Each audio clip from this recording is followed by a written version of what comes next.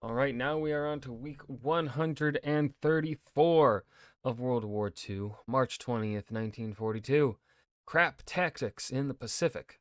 Shall MacArthur return? Let's dive in. They're gonna fight the Germans with what? With balloons, like party balloons. Hell Oh, yeah! okay, different balloons. Party City balloons? Okay, and it's gonna be explosive and electrifying. I don't get it. Me neither, Indy. Me neither. March 20th, 1942. In American history, it's one of the most iconic of phrases, and even more so for World War II. And it is in this week of the war that Douglas MacArthur declares, "I shall return." I'll be back. Horrible Schwarzenegger. I'm Indy Nidell. This is World Horrible War II. Schwarzenegger impression. Last week on Java, the Dutch surrendered the East Indies to the Japanese. Rangoon, the Burmese capital, also fell, threatening the terminus of the Burma Road, the only land route left to supply Chiang Kai-shek's Chinese Nationalist Army. American Commander Douglas MacArthur left the Philippines and was en route to Australia as the week ended. He arrives the 17th. Here's an interesting quote about that from Richard Frank. Make of it what you will. When MacArthur eyes the worn B-17s and fresh-faced crews sent to transport him to Australia, he blew up, demanding better planes. During this wait, he finalized his concept of Philippine command, dividing forces 4 ways, all under his continued control. Wainwright would lead only the forces on Bataan and Corregidor, likely because of doubts about his well-known alcoholism. Once a better set of planes arrived, MacArthur flew out March 17th. Arriving in Darwin, he and his family fly further to Alice Springs at the center of the continent. He then boards a train to Adelaide and at a station tells reporters that he was ordered to Australia by the president for the purpose, as I understand it, of organizing the American offensive against Japan, a primary objective of which is the relief of the Philippines. I came through and I shall return. He will end his journey when he reaches Melbourne next week.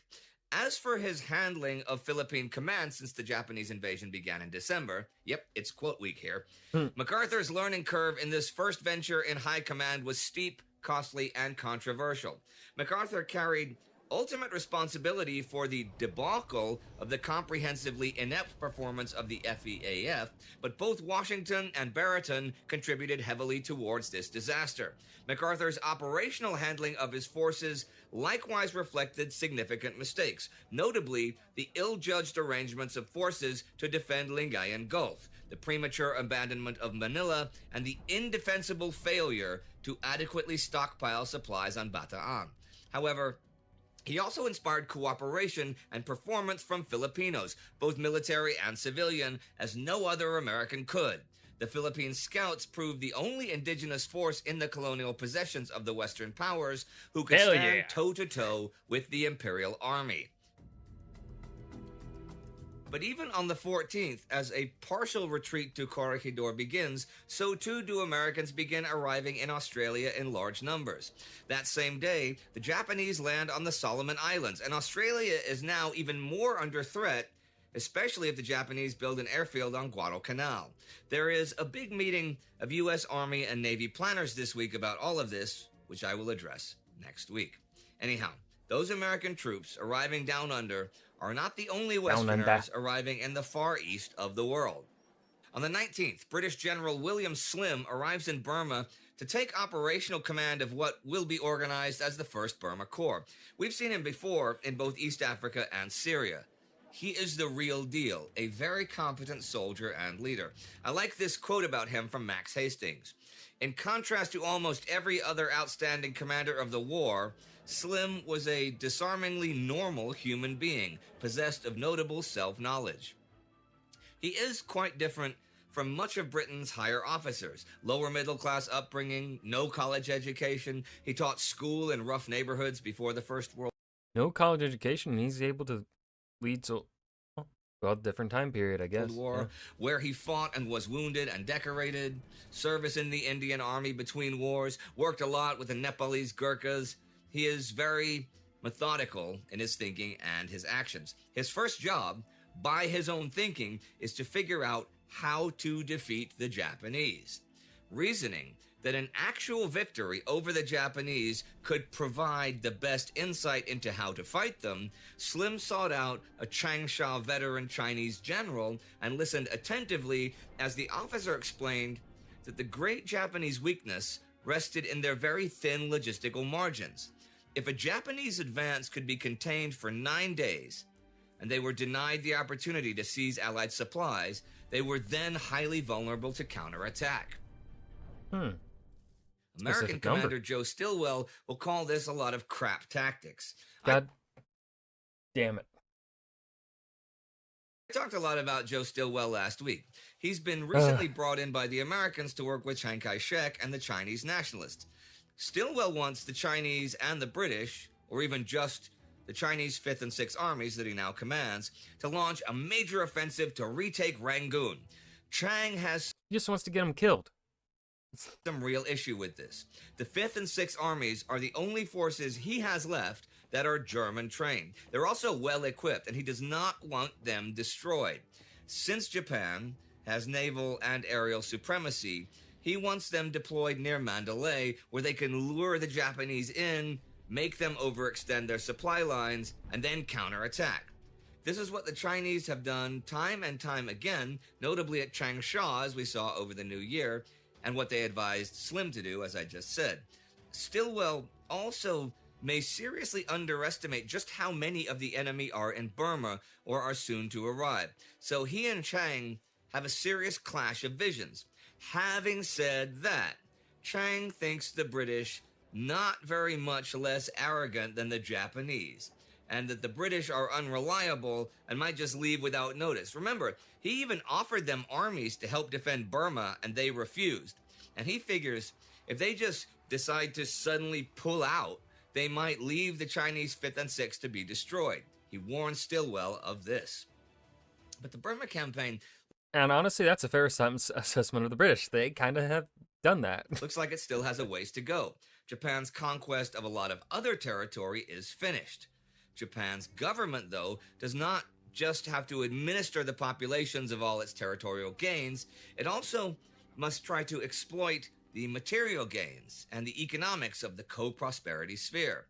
You can get an idea of how that's going to work now on the 14th, when the basic policy is laid down at the Liaison Conference.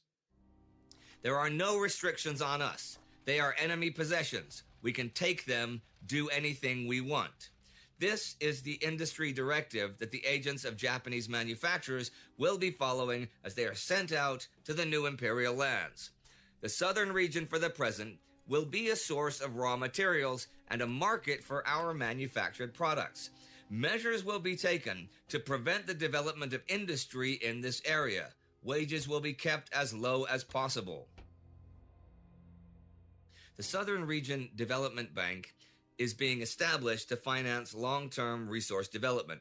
But what it will soon actually start doing is to issue currency, and it will become a conduit for the military to put scrip into circulation. See, local Japanese occupying forces are required to be self-sufficient.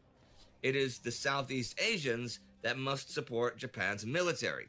This policy was clear before any of these offensives even began. Back in November 1941, a few weeks before they did, Finance Minister Kaya Okinori said that Japan's policy is one of self-sufficiency in the South. Keep the shipment of materials from Japan to that area to the minimum amount necessary to maintain order and to utilize the labor forces there. Ignore for the time being the decline in the value of currency and the economic dislocations that will ensure from this, and in this way, push forward. Pushing forward might not always be the best idea, as certain Red Army troops are finding out in the Soviet Union. Nikolai Klikov took over command of the Soviet Second Shock Army 3 weeks ago, and it was tasked with continuing the Lyuban offensive operation and finally taking Lyuban itself.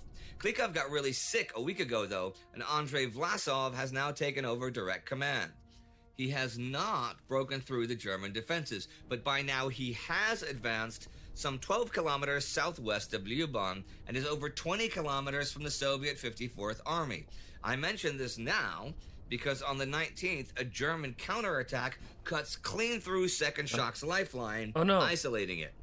Going slightly into the future, Volkov Front Commander Kirill Meretskov whips up a formation from the 54th, and with frenzied attacks over the next week, manages to save Vlasov's army from total destruction and will restore communications by the end of the month.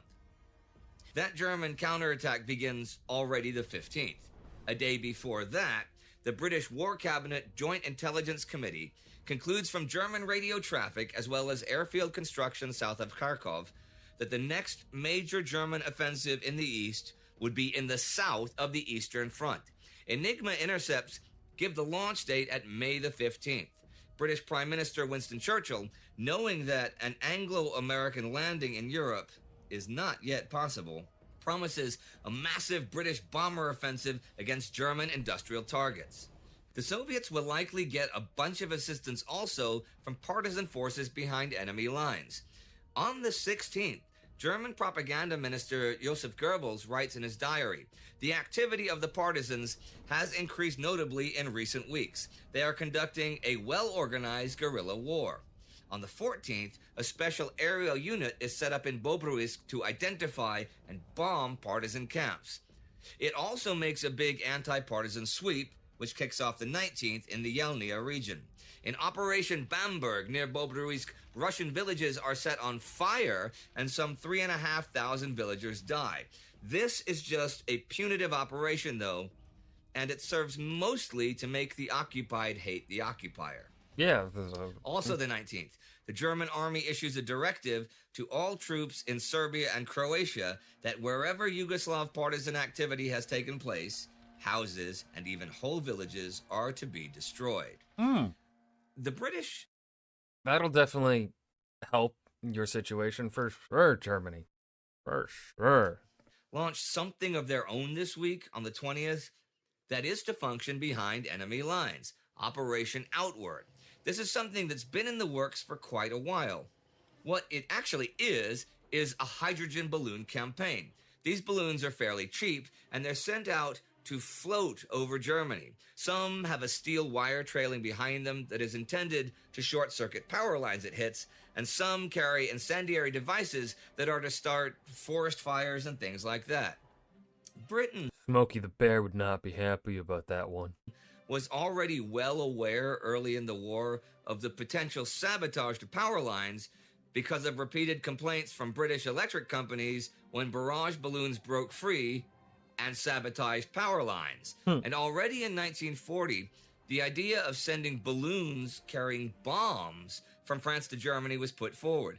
The fall of France ended that idea, but in September that year, a storm broke a bunch of barrage balloons free and sent them across the North Sea. Some went as far as Finland, and in Sweden and Denmark, they wrecked power lines and even knocked down Sweden's international radio station antenna. Barrage balloons are uncrewed and sort of work like kites, and they defend ground targets from aerial attack by trailing things like steel cables or explosive charges, which are serious hazards for low-flying planes. After the North Sea crossing, Winston Churchill asked for balloons as an offensive weapon versus Germany to be developed.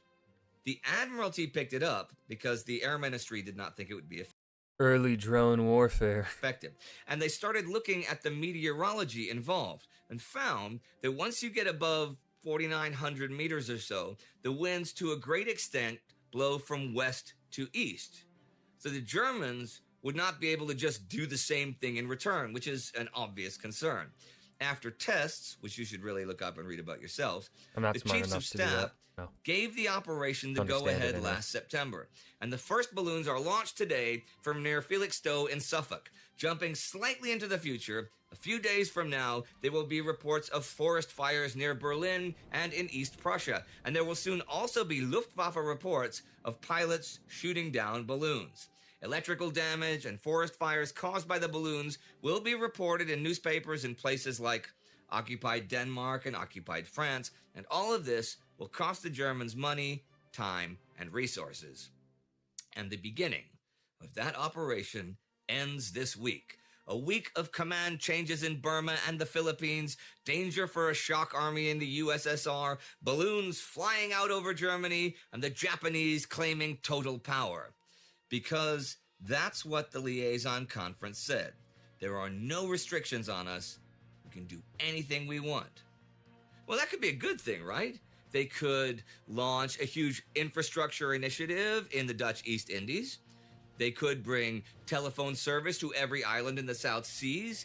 They could build a comprehensive network in Burma, Indochina, or Malaya, all sorts of things like that. And of course, they can get the resources they want by working together with the local populations. They can do anything they want. Let's just hope it doesn't go to their heads. Hey, we have started doing Between Two Wars Season 2 over.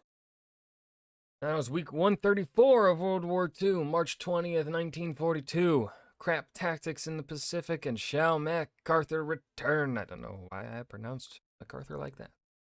Yeah, it's just another week of war, of stuff happening, but, like, the balloons are neat.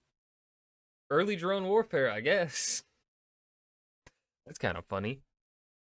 Not really, because war sucks, but anyways, next episode.